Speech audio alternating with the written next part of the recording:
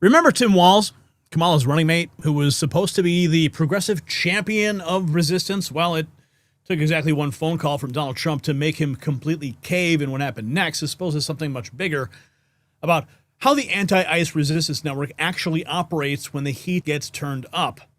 You see, this isn't just about Minnesota politics. This is about the complete collapse of the Democrat resistance when faced with real consequences.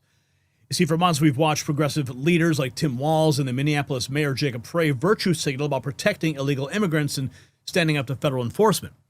But the moment Trump applied some real pressure, they folded like a house of cards. Now, this exposes how hollow their resistance really is. When push comes to shove, these politicians care more about their own political survival than the causes they claim to champion. And if this is how quickly they surrender on immigration enforcement, what happens when Trump starts pushing on other issues? The progressive base is watching their heroes crumble in real time. And when the people you trusted to lead turn against the very laws they're sworn to uphold, you realize that trust has to be earned. That same principle applies to your health. If you're feeling sluggish or foggy or just off, your liver might be overloaded. Dr. Josh, a physician with over 25 years of experience, created Ultra Liver to work like a deep cleanse for your entire body. It supports detoxification, digestion, metabolism, and energy. Over 500,000 bottles sold and thousands of 5-star reviews. I take it myself, and the difference is real. More energy, clearer thinking, less bloating. If you're ready to flush dangerous toxins and take back control, visit tryultraliver.com/NNN. Save up to 50% right now. That's tryultraliver.com/NNN. But here's where it gets even more interesting. Remember the image of Jacob Frey at the Somali Independence Day celebration? Same guy who told ICE to get the F out. Well, I guess apparently he's now cooperating with Trump's deportation plans. And Tim Walz, who was literally climbing the gates of his mansion to support protesters just days ago, is now sending in local police to help federal agents. The speed of this reversal is breathtaking. Scott Jennings here points out the obvious that ICE is operating all around the country, and the chaos we see is only occurring in Minneapolis. We don't have an ICE problem in this country. We have a Tim Walz and Jacob Frey problem in this country.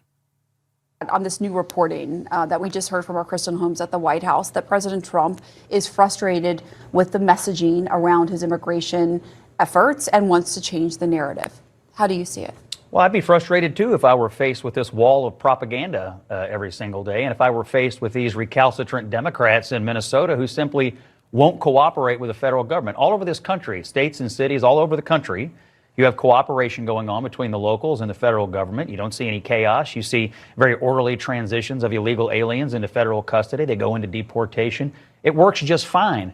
The only difference in Minnesota is you have Walz and Frey and Flanagan and the rest of these local Democrats who don't want to cooperate. They think that Minnesota somehow should exist in, I guess, some state of secession where federal laws don't apply to people inside the state of Minnesota. It is causing chaos, and if I were the president, I would be frustrated about that, too, because, you know, narratives aside, he's the chief law enforcement officer of the United States, and he has to enforce the law in all 50 states. And that's exactly what he's doing. But you have obstructionists. This sets up the pattern of ICE operations work everywhere except Minnesota. So let's clear what makes leadership so uniquely problematic there. This is the guy who told ICE to get the F out, showing off his body, his allegiance to Somalis, and his Hillary Clinton socks. He is not a leader. He is a clown. Clearly a clown. Wow. How humiliating. Frey's theatrical resistance is just the opening act. His boss, Tim Walz, has been even more reckless in an escalating crisis. Tim Walz was just a few days ago climbing the gate of his mansion, urging protesters to keep causing trouble and fighting ICE. An armed man just attacked agents and got killed. See how that works? Minnesota officials are fueling this. Look at this. On the China Commission in Congress, ironically enough, as co-chair with Marco Rubio, we used to bring in Chinese political prisoners, and we would ask them, when we speak up and call out your government, is it bad? And they said, well, in the short run it's bad because they torture us. But if you don't speak up, they will torture us and forget about us. And the idea is right now is we have to be speaking up. We have to call it out. You are doing everything, and our neighbors are doing everything. And I can't stress enough on this. We're winning it because we're doing it with Minnesota grit, Minnesota humor, Minnesota decency. oftentimes talk about this, and I know people are discussing this a lot. I spent a lot of time with John Lewis on nonviolent resistance. The resistance matters. We're not telling people to be silent, but we're not telling people to go out and cause problems. We're going to cause good trouble. We're going to cause good trouble. Yeah, and now people are dead. Walz literally encouraging confrontation. And now we're seeing the deadly consequences, but there's something darker about the agenda. A plague from the Democrat coalition of Satan worshipers is now being, a plaque, is being displayed at the Minnesota State Capitol, thanking Governor Tim Walz for allowing the spread of Satanism. Are you serious? This is Representative P.M. Altendorf coming live at you from the Minnesota State Capitol. I am on the ground floor, and as I was leaving my committee meeting today here earlier, I noticed that there is a new display here at the State Capitol, and it's for Governor Walz. It's right here on display. So let me see. I mean, I guess I can't flip my phone, but I'll see if I can show it to you. So this is what we have here, everyone. Let me read it to you. The Democratic Coalition of Satan Worshipers thanks Governor Tim Walz for not standing in the way of spreading Satanism in the State Capitol building. Satan has a special place for you. That's right, everyone. So the Democratic Coalition of Satan Worshipers, they have given some sort of plaque here to Governor Tim Walz. So let me be the first, I guess, to congratulate Governor Tim Walz for this very special award that has come from the Satan worshipers here in the Minnesota State Capitol. Yes, everyone, this is true. I am live, not making this up. You can't make this up. I don't know what else to say. I would think if you're Governor Tim Walz, you could choose not to have up this plaque. I don't know why a governor of a state would want this plaque, but there it is. Let me show you. Here we are, live at the State Capitol, and the Satan worshipers have thanked Governor Tim Walz. It all makes sense now. The satanic plaque reveals the moral rot, but here's where the story takes a dramatic turn. Trump just forced Walz into submission. Social Matrix posts. Governor Tim Walz called me with respect to work together on Minnesota. Here's President Trump in his official statement. Governor Tim Walz called me with a request to work together with respect to Minnesota. It was a good call, and we actually seem to be on similar wavelength. I told Governor Walz I would have Tom Homan call him, and that what we are looking for are any and all criminals that they have in their possession. The governor respectfully understood that, and I will be speaking to him in the near future. He was happy to have Tom Homan coming to Minnesota, and so am I. We've had so much tremendous success in Washington, D.C. So President Trump getting a call from Walz, and it shows that he got Walz to cave, but watch how Walz tries to spin the capitulation just to save face. Walz was asked if there's anything that you could do to meet the Trump administration at least part of the way, and he rants and raves and lies like an unhinged lunatic, admitting he has no interest in enforcing our immigration laws or investigating fraud. Why? Because it all goes right to him. Is there anything we can do to meet the Trump administration at least part of the way to try to turn this temperature down? Well, first of all, it's not a serious attempt, and the Attorney General sent that in. I would thank the local folks and Commissioner Snell. Thank you to you and your team over there.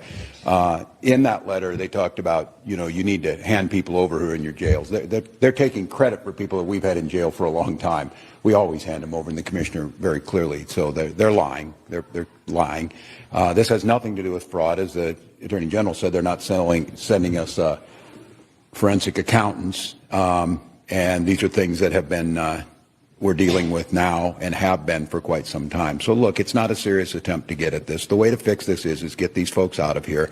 We've continued to work with them. They asked us for these numbers. We provided them. We continue to show, and they're not serious. And look, I think everybody understands what the last request was, totally unrelated to anything on the voter files. This is, again, as the Attorney General said, Donald Trump telling everybody that the election was rigged, who started all this nightmare for America. Has nothing to do with it. And I would just give a pro tip to the Attorney General. There's 2 million documents in the Epstein files we're still waiting on. Go ahead and work on those.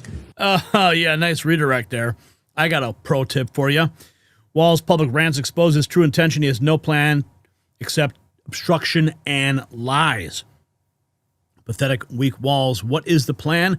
Rapid Response 47. It's simple. Work with federal law enforcement, like countless other Republican and Democrat-led cities have done, to get violent, criminal, illegal aliens out of your sanctuary cities and state. Walz asking what the plan shows his desperation, and now federal law enforcement is calling out the dangerous game. Here's the reaction from Attorney General Pam Bondi. Federal law enforcement agents are doing heroic work to remove the worst of the worst, and they're only there in the first place because of Walz, Ellison, and Frey's dangerous sanctuary policies.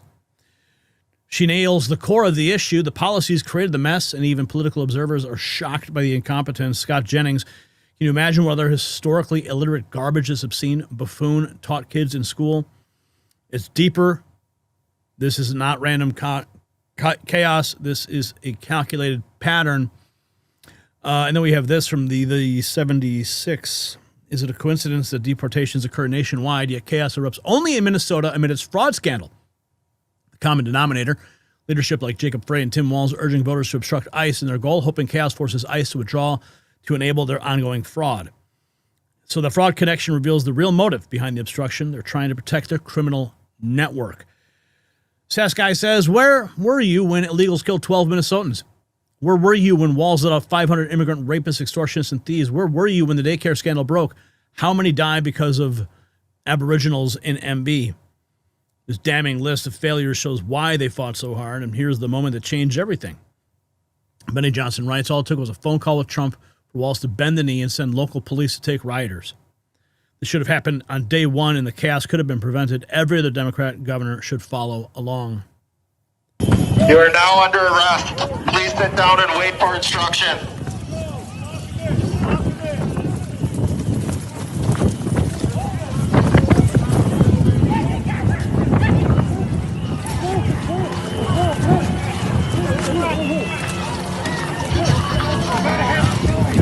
Where's your credentials? I'm at level 12 news. I can't hear you. I'm at level 12 news. BG on the scene. I've just pressed. You don't have any press credentials? I don't. I can show you All right, why don't you move out there, okay? Oh. Just get out there. Stay outside the line, okay? Coming out.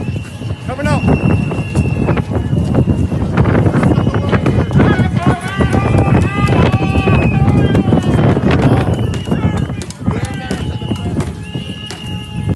One phone call broke Walz completely, and now Trump is revealing exactly how he forced the surrender.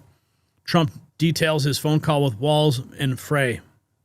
But I had two very good talks. I had Jacob Frey and I had Governor Walz, and I mean they were great calls. So let's see how they report it. But they were very nice calls, very respectful. So is there a possibility, President Trump, of some type of compromise? I read that some of the Guard will be leaving the state of Minnesota, some type of compromise to, I guess, make those guys feel like they're in charge, even though, God help us. Yeah, well, I think so. Yeah, I mean, I think so. What we need is their criminals. You know, they have criminals, and all I said, just give us your criminals. And if you give us the criminals, it all goes away. They're there to pick up murders. I don't know if you saw, but it was a couple of days ago announced that crime is the lowest in the history of our country, the recorded history of our country. Wow. That's a big statement. That's because of us. That's because we go into cities and towns. Usually we're embraced.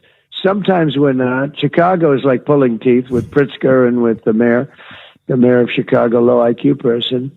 And usually we're embraced, but sometimes we're not. And when we're not, it just makes it harder. Just makes it harder. So this is the moment we're witnessing the complete exposure of progressive virtue signaling for what it really is. Performance theater. When the cameras were rolling and the base was watching, they were resistance heroes, but when Trump picked up the phone and applied real pressure, they became collaborators overnight. The mask didn't just slip, it completely fell off. So the Minnesota cave-in proves that progressive resistance was always more about optics than actual opposition. These politicians built their careers on standing up to Trump, but when he actually called their bluff, they folded immediately.